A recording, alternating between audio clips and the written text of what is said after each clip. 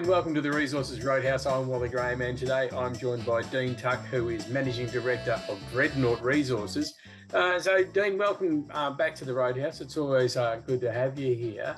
Thank you you, just Wally. released an interesting ASX release yesterday, some drilling results at your yin deposit out there at Mangaroon, chasing rare earths and getting results. Okay, fill us in on this announcement. So there was 9 holes that you released the results of, but you've still got quite a lot more results to come. That is correct, Wally. So those 9 holes, we drilled a bit deeper under portions of that yin resource that we put out in December last year. It looks like there were going to be areas that we didn't have as deep drilling as we did across the rest of the yin resource. And so before Christmas, we put those holes in so that when we do put out an updated resource later this year, we'll be able to add those tonnages and add those confidences to increase that resource, both in size and in confidence. So we drilled the 16 to 19 diamond holes there. That's QAQC drilling and also networking.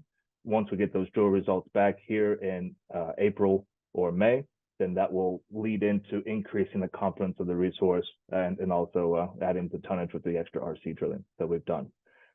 We have 66 drill holes still coming on the C1 to C5 first pass drilling that we completed before Christmas. Important to point out that that program is only partially complete. The only reason we stopped for the year is because it got up to 46 degrees and it was Christmas time, and the guys deserved a little bit of a break, I suppose. And we actually have RC rig back up there right now, drilling on the yin trend. By next week, we'll have the second RC rig out there starting to drill. We can finish off that first pass carbonatite program at C1 to C5 and C6. And we also have the diamond rig showing back up, which will continue its work of doing QAQC, geomet work, and ensuring that we are orientating our drilling within the carbonatites in the right orientation. I'm looking at it and I'm seeing that, okay, you've got an inferred resource at the moment, so the drilling will hopefully bring this up to the indicated stage, and the amount of drilling you've done is only a small amount of the strike length that you've got there. So either way you look at it, there's quite there's still a lot of work to do. That's right. So we have 3 rigs going by the end of this month. One of those rigs will be continuing to assess the ironstone potential, and that is testing that exploration target, the entire ironstone trend that we now have cleared for drilling. So we're currently doing that on a wide space basis at the moment, 400-meter space line holes across that magnetic trend to ensure that ironstone continues, and also to identify areas within that ironstone that we want to convert to resource. The diamond drilling will also be there to help convert that resource to increase the confidence in that resource to indicated and measured. And then the RC rig will come back through and deliver those initial resources on the ironstones. The other RC rig will be moving on to complete the first pass drilling on the carbonatites. And that is to identify where within the carbonatites is there mineralization as step 1.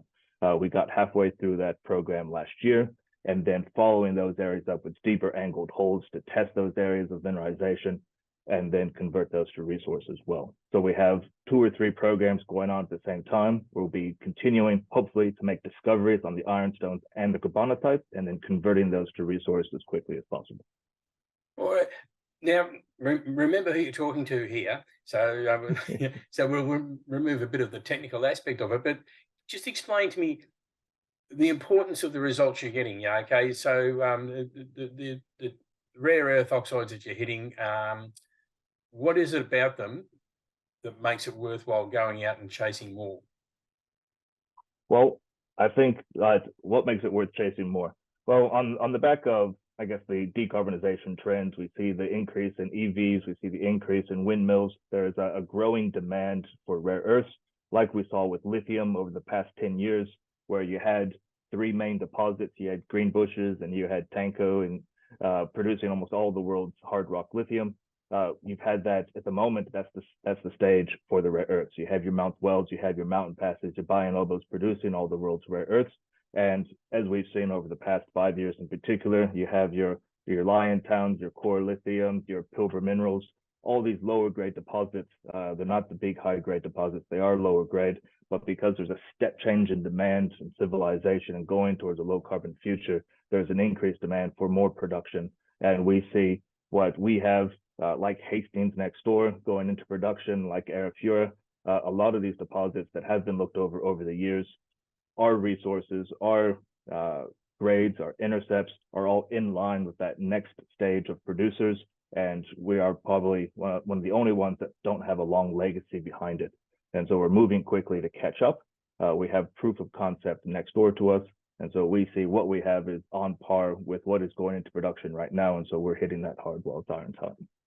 I suppose it's good having those, as you say, the next door neighbours who have been through all this and done all that. So you can take some of what they've done and implement that on your ground as well. That's right. Second mover advantage is a very real thing. Rare earths have a long history of, are very well known for being very complex metallurgical recoveries. We know with Hastings next door, most rare earth mines have sort of that 45 to 65% met recovery into a concentrate. Hastings has 83% recovery. And on the top of that, the NdPr ratio, so the value of that concentrate is quite high. So there's a lot of the main elements of interest, neodymium and praseodymium, and less cerium and lanthanum in that concentrate compared to other rare earth projects out there. And that's a very exciting position to be in. All right. I know we have touched on this as you were talking before, but okay, give us a quick snapshot of what is coming. What do we expect to sort of see?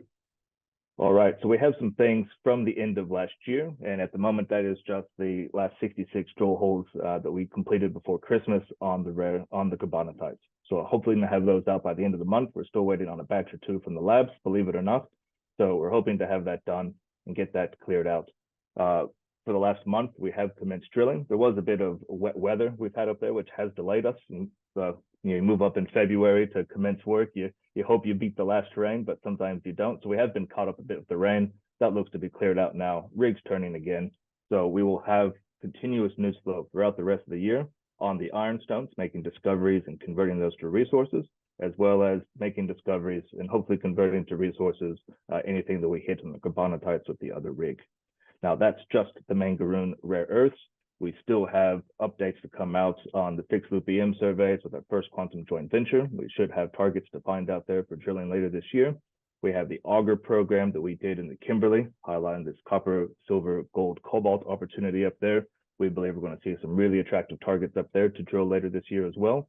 And our nickel review being done over Central Yilgarn is continuing to show legs.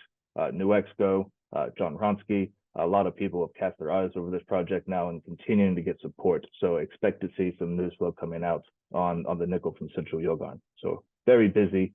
The team's expanded. We have people dedicated and allocated to each project, and we'll be advancing on all fronts across the critical metal spectrum.